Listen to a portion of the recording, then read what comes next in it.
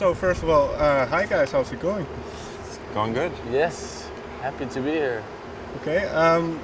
Greetings. Yeah, greetings. Fair enough. I'd like to go back to the beginning first. Do you remember the first time that you met each other? Yes. How was it, Fred? It was like walking through a desert, really dry, surrounded by sand and dry people, and then suddenly this beautiful man appears. Oasis. Like an oasis, yes. What age were you when you first met? Teens. Yeah, 15, 16, and you must have been 17, yeah. And for both of you at this point, how big a role was music in your life? I would say it was 80% music, 20% girls. Something like this. Yeah. For me, it was 75% music and 25% girls. I think. Oh. But there had definitely been, you were already making your own music and...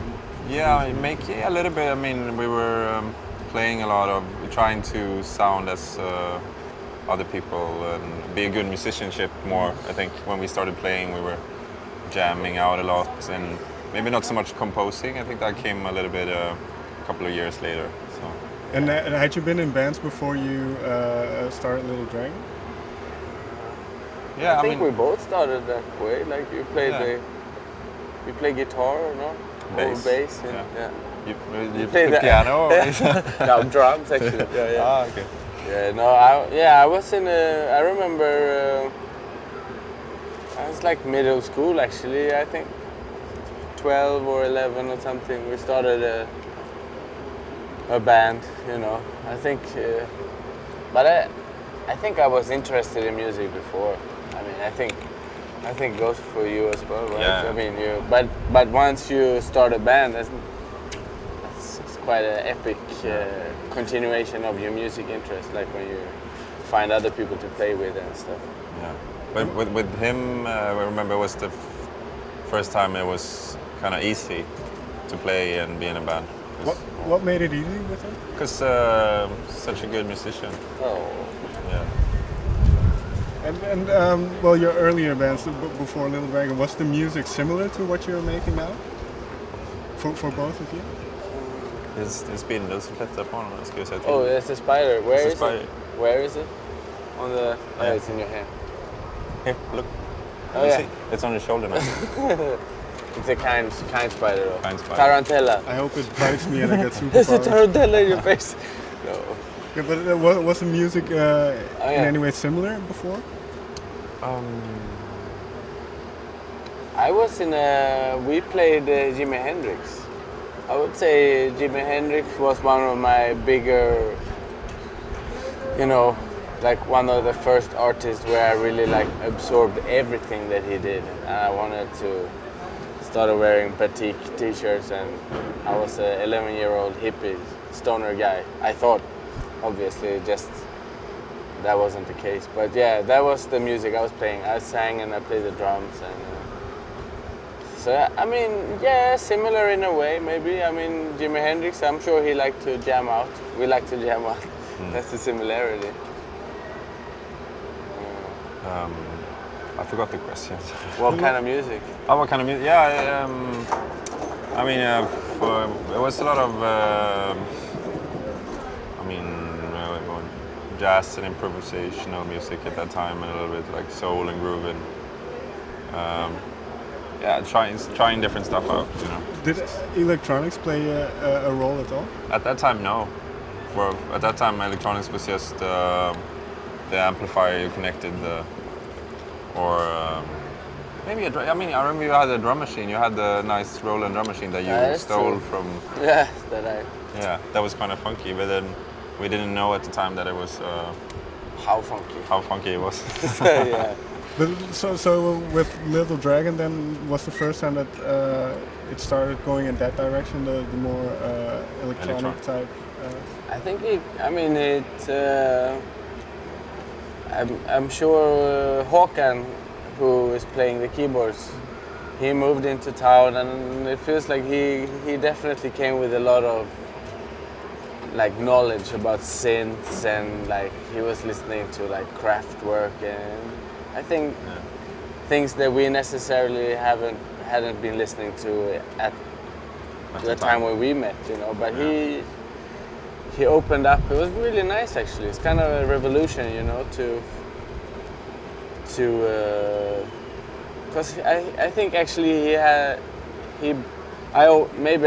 misunderstood the whole electronic scene as being kind of dead and just loops and repetitive and nobody actually playing anything. But I think he showed me that no, that wasn't the case. It's actually... He was kind of like Morpheus in Matrix. Exactly. Yeah, he opened our eyes. But then when you, I believe it was 1996 that Little Dragon. That's when we met. In high school, That's when you met. Okay. Yeah. So when did the band? When did it become an actual band? So it's like 10 years later, almost, right? Yeah. 2005, 6. Yeah. Because in 2006, I think your first EP was released. So in between those years, you mentioned it before. Were those years just focusing on your musicianship and trying to get better and better to a certain level? It was a little bit like the Bible, the story about Jesus, when you have all the story when he was born and he's a kid, and then all of a sudden there's like this gap where this doesn't say anything about Jesus. Yeah. And then he comes back, and he's 33 all of a sudden. And he's 33 all of a sudden. How did that happen? Yeah. It was a similar way with us. Feels the same way when I look back at my life, actually. It was like a fog. It's quite a mysterious... It was actually a time where we were just all over the place. We weren't necessarily with any plan or anything, We made some music. We didn't really know we had a band. No.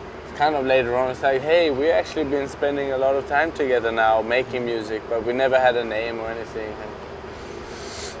And a friend wanted to release an EP with it, so maybe we get a band name then.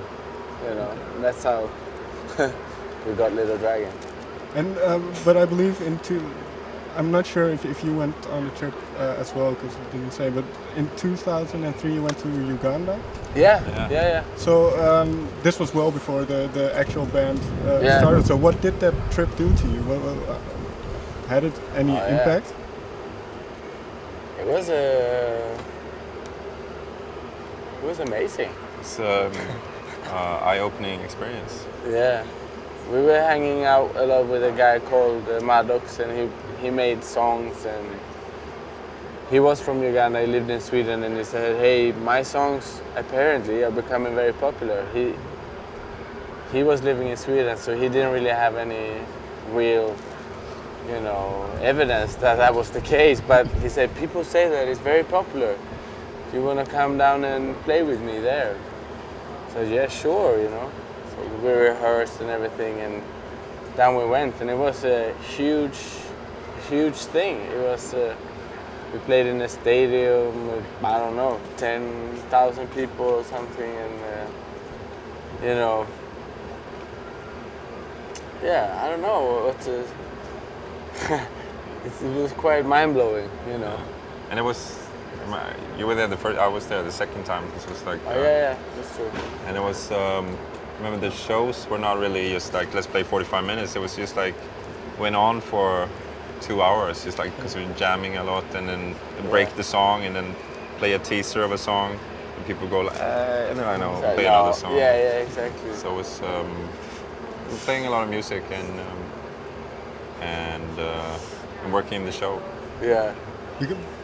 Sorry, you want to... I just remember, wasn't there a time when we played at the stadium with 2 older men with us doing choir singing, but they had to go to the bathroom. Okay, sorry guys, 10,000 people, hold on, we're just gonna go to the toilet, we'll be back, that kind of thing. Yeah, it's quite memorable.